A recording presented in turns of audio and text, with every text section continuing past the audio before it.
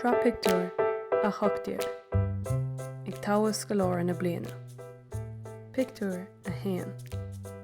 Sa pictiúr seo, labhraíonn bannaí rian leis na dultaí faoi toghadh a rach d'ábhair sa scoil chun scoláire na bliana a roghnú. Déanann siad cur síos ar na tréithe atá riachtanach chomh maith leis na dúilgais a bheith le comhlíne ag an mútóir. Líonann siad ar na dultaí mach na bhíonamh so le gcaitheann siad a gcuid vótaí. Pictiúr a dó. Tá an toghcháin faoi lán seoil agus feicimid na dultaí ag fanacht chun na gcuid vótaí a chaithfidh. Is léir go bhfuil bannaí rian ag cumad súil réir orthu. Pictiúr a trí.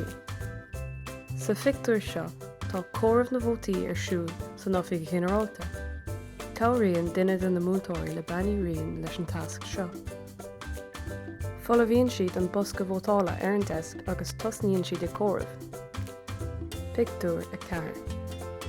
Lán na dorthaí atá ann agus tagann an scoil iomlán le chéile na hallan na scoile. Chúsar an stáitse feicimid príomhide na scoile ón leas príomhide agus bannaí rian.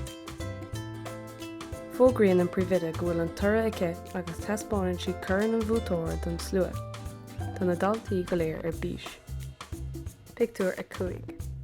Tá an grad an buata ag Sandra ní chaillig agus tugann gach céine bula bás mórda.